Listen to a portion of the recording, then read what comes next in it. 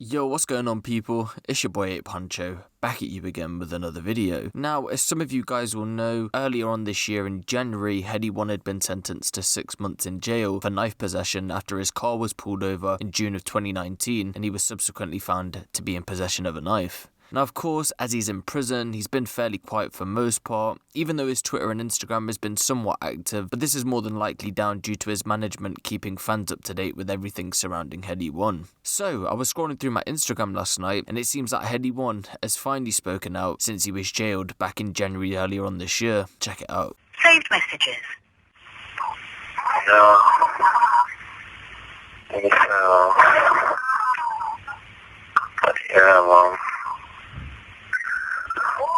I'm more than enough to think of a plan, but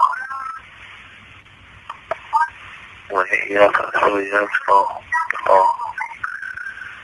active that we got.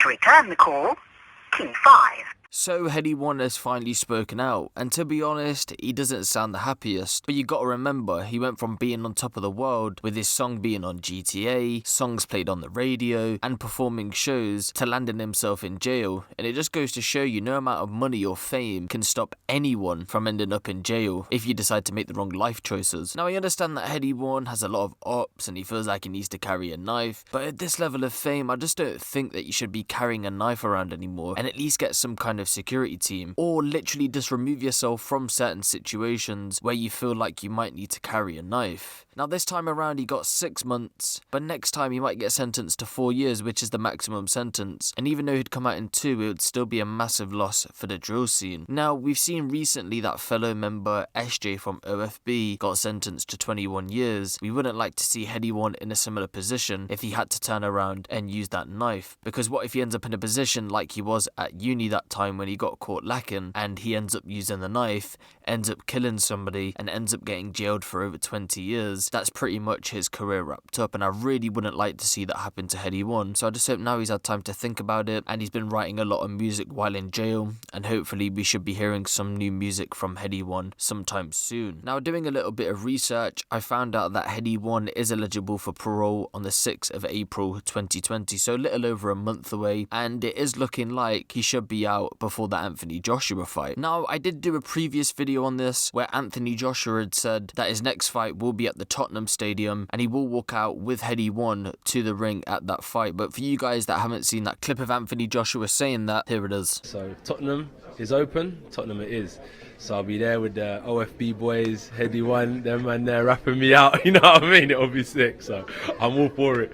Now, his fight is scheduled for the 20th of June 2020, that's now been confirmed, and if Headie 1 is out in April when he's eligible for parole, it's looking like Headie 1 has got a massive gig at one of the biggest fights this year. Now granted, there's obviously the Tyson Fury fight with Deontay Wilder, and obviously there'll be another fight more than likely between Anthony Joshua and Tyson Fury, but we shouldn't downplay how much of an audience Anthony Joshua actually brings in, and this is going to be a massive platform for Headie 1, and this is what I'm saying, you just have to think about that. He's going to go from being in jail to coming out, and then in a couple of months time he's going to be performing on one of the biggest platforms he's performed on. Hopefully if Anthony Joshua sticks to his word, he could be doing that. I just hope moving forward he tries to get this situation sorted out where he feels like he doesn't have to carry a knife around with him. And on the topic of OFB, it looks like fellow OFB rapper RV looks like he's going to be making his own podcast. So he tweeted out this morning, £100 for anyone who gives me a name from our podcast. Now this is a bit of a weird one. I've never seen a drill rapper want to get involved with the podcast before, at least not start their own podcast. Now we know that RV was on Gasworks and it was a pretty big episode. Now I guess Gasworks is somewhat of a podcast, so RV did seem like a natural on there, and it'd be quite interesting to see where this goes for RV, because who knows, this could be the start of something new for drill rappers. Like, I would like to see online content created by these artists also, maybe a vlog here or there when they're on tour, again maybe starting up their own podcast, and just online content content in general, just to create another avenue and another lane for these drill rappers to start making income, and again to give them another platform to expand to a wider audience, because some of these artists might not necessarily want to go down the commercial route, but they want to get a bigger fan base, and the way to do that is to create online content. Like, could you imagine seeing one of your favorite drill rappers starting a daily vlog when they're in studio, when they're performing shows, when they're performing abroad, parties, events? I think that would be a really good watch, and honestly, I do feel like it would elevate them to that next level. But let me know what you guys think of this in the comment section below. Give the video a little like, and if you want the latest drill, street and music news out of the UK, be sure to hit the subscribe button and the notification bell. It's been your boy Abe Huncho, and I'm out.